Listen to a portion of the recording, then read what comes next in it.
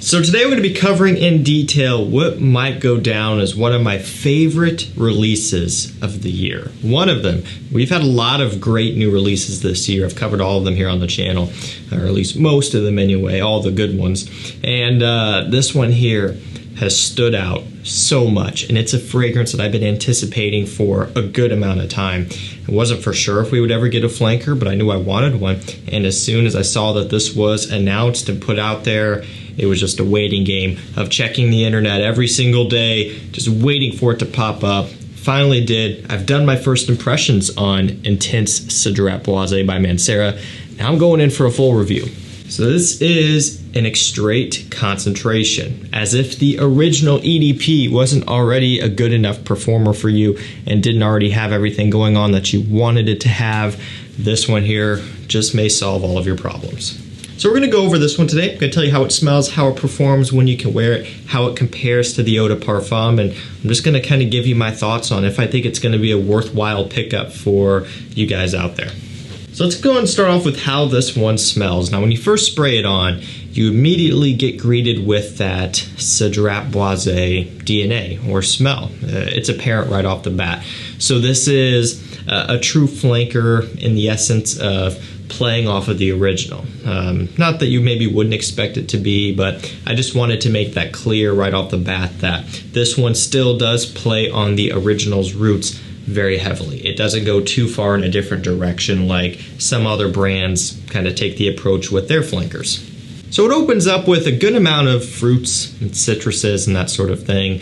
Immediately following that is some sweetness from notes such as blackcurrant. You get a good amount of a spicy dose as well, just kind of combating, you know, that fresh citrus and that sweet kind of blackcurrant underlay there. Another note that starts to come in pretty quickly is leather, and that's also giving it a good amount of depth and richness. So it's kind of this fruity, sweet, spicy leather accord that you pick up on all at once when you first spray it on. And I guess one thing I do want to cover here as well, just really quickly aside, the presentation is upgraded to the new style with the magnetic caps and the pressurized atomizers, which are so buttery smooth. And it also gave me an excuse to spray the opening again. That opening is mesmerizing. It really is in a league of its own here. I love the opening of the original, the Eau De Parfum, but this extrait, I think, takes the cake for me. Now, one thing I do want to point out and talk about here with this one is that you do pick up on a little bit of that oud note. And that's something that immediately will scare people away. And the reason why I say that is because I was once one of those people that got scared away by the oud. Even if it was a note that you could hardly pick up on, right? If I was looking at a note breakdown of something and I saw oud, I would just lose interest. And there's nothing wrong with that. Again, I'm not shaming anyone for conducting their fragrance research in that way, because I did the same thing. But you have to realize that a lot of times notes like oud and maybe some other challenging notes really can add a fair amount of support without being overbearing, and that's exactly how it's used here. And another reason why at first I was a little bit skeptical even with this one is that a lot of times Mancera ouds can be a little bit medicinal. You hear it kind of thrown around as kind of having a Band-Aid smell, medicinal, like a hospital type of smell, just kind of more of that oud variety. A lot of Manceras have it. A good amount of my Manceras that I own that have oud subsequently do have kind of a medicinal smell to them. And that's one of the things that can be a bit challenging about Mancera. Even something like Oud Lemon Mint, which sounds like a summertime spring freshie, it has some oud and it's a little bit medicinal. You gotta be careful with the Manceras there. But one thing that shocked me so much, and I picked up on this in my first impressions, was that the oud here is not at all medicinal. This oud is nothing like your typical Mancera oud. It's smooth, it's well-rounded, it's even a little bit sweet as well. It really did surprise me because I was expecting to get, some hints of a medicinal smell, but you don't get it here. So the variety of oud that they're using in this one, for my standards and for my preference, is far superior to that of the other ouds used in a lot of their popular ones, Red Tobacco, Oud Lemon Mint. The list goes on. A lot of them have that oud note, and I really like the oud used in here. So don't let that scare you away too much. We will go ahead and take a look at the full note breakdown here just to give you a general idea. We've got Sicilian citruses, spices, and blackcurrant up top. Leather, oud, white sandalwood, patchouli, and jasmine in the mid. White musk, oak moss, ambergris, and vanilla in the base. So note breakdown does have some differences compared to the Eau De Parfum. One other note that I do pick up on a good amount as you start to walk further into the dry down here is the vanilla. And that's also kind of adding to the sweetness. So you end up with this creamy vanilla, oud, kind of leather sweetness and mix, but you're still picking up on some of that bright citrus, some of the kind of fruity, bright, semi-sweet blackcurrant. The point is you're getting balance. You're getting balance in a lot of areas, even from the white musk, even from the jasmine, which is a nice light floral. You do get those notes in here, also kind of brightening this one up. Brightening, is that even a word? It's kind of adding to the vibrance of this one, I guess is a better way to approach that, because I don't know if brightening is a word, but you get the idea. I'm trying to paint a picture here for you. You've got all these different kind of corners all creating one scent, and I think that's pretty cool. Because at the end of the day, that's kind of what niche is all about. It's having a scent that is three-dimensional. It's having a scent with layers, with depth, with all these other different avenues all combined into one. Designer fragrances are great. I've got a lot of my favorite designer fragrances out there that majority of my collection is made up of designers. But you get into, especially the cheaper ones, you're getting a pretty flat scent profile. Something that is maybe a little bit boring. Smells great, but there isn't much to explore. With a fragrance like Intense Cedrat Boise, you really do have a lot going on, and it's one that has been consistently fun for me to dive into and test as I've been wearing it quite a bit lately. You do get some of that ambergris, ambroxan, kind of more so in the mid dry down, just kind of giving it a little bit of that sparkly sweetness as well. You know, typical ambroxan or ambergris note. Oak moss, patchouli, a little bit. Those notes would kind of lend to somewhat of a green accord, but they aren't really the stars of the show. So now that begs the question, how does this compare to the Eau De Parfum? Well, simply put, this one here is a higher concentration, so it wears like an extrait.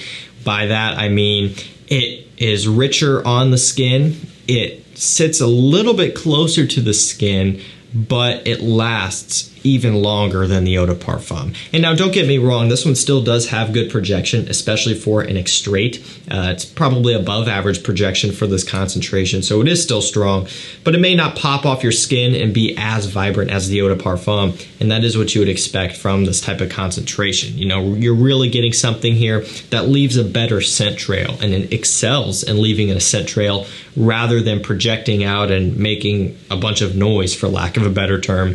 It's one where you apply it, you walk through a room, and that scent will linger in that room for a good amount of time, whereas an Eau De Parfum or an EDT, it will dissipate pretty quickly.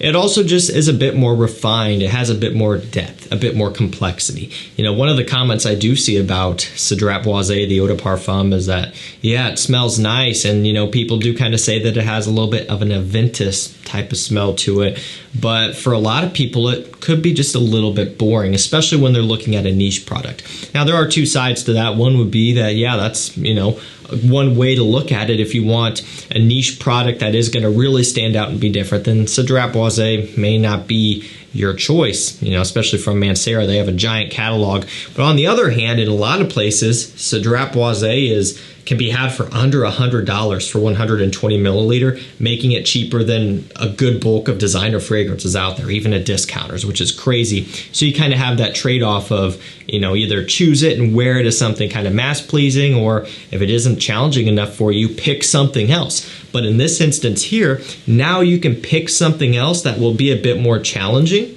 but still have that Cedrat Boise DNA in there, still having that mass appeal. So I think this comes in at a really good spot to maybe bring some more people into the DNA. If you want something with a bit more of a challenge, you got those hints of oud and that leather and that sort of thing coming through a bit stronger, this one here is a really nice place to be. So performance on my skin has been great. Longevity, 10, 11 plus hours, no sweat, no problem. I would expect that because I also get equally, not quite equally, but also very, very good performance out of the Eau De Parfum. Even newer bottles, there's talk about reformulation, that sort of thing. I bought a newer bottle just to see about that, and it still performs the same as my old one. Good performer there. This one does beat it out though overall in terms of longevity, and still being an extrait, the projection is decent. But what I like about this one is how well of a trail that this one leaves. I mean, it really does linger in the air for a good amount of time, and that's what I prefer. I would take that over projection any day, but that's just my personal wearing style. That's what I like. Quality is amazing here on this one too. From opening to dry down, it's smooth. Again, one of the big things that's earning it a lot of points is that oud is not medicinal or screechy at all. It is buttery, silky smooth. The entire fragrance is, and I think that is just so valuable. They've really done an amazing job here. This is impressive. If you like Cedrat Boise, the Eau De Parfum, you're almost guaranteed to like this one. I say almost because the oud, the richness may throw some people off, but people who do want a niche product and you're open-minded and you're expecting more of a niche product, I think you're gonna really like this one. But for some people, the EDP may be all that they want to stick with. If you're prioritizing mass appeal, probably stick with the EDP. If you want something a bit more intense, maybe more evening appropriate, just something a little bit extra, kind of think of a latent and latent exclusive, then go for this one. One other thing to that point is that compared to latent exclusive, this one's still more mass pleasing. Latent exclusive can really get down a rabbit hole of being even too challenging for some and not that mass pleasing. This one here is still a good compliment getter, especially if you're wearing it with confidence and you're relatively well put together. This one here will kill it. Alrighty guys, that's going to do it for me. You know, it's always hard to answer this question, should you get it, should you not? My advice would be to sample it, make up your own mind there. But again, if you're up for a bit more of a challenge on that DNA, go for it. If you just want mass appeal, go for the EDP. That's just my 2 cents. But again, I encourage you to sample it because maybe you would find that you want the extrait. Just one of those things you got to kind of look into for yourself. I will link this one down below. It should be in stock, at least I hope so. If not, it'll come up at some point. That's going to do it for me. Intense Cedrat Boise might be one of my favorite releases of the year. To me, it might be one of the best releases of the year so far, and may even still be that way at the end of the year. This is good stuff. Thank you so much for watching. Stay safe, stay healthy, and we'll see you tomorrow with another one. Take care.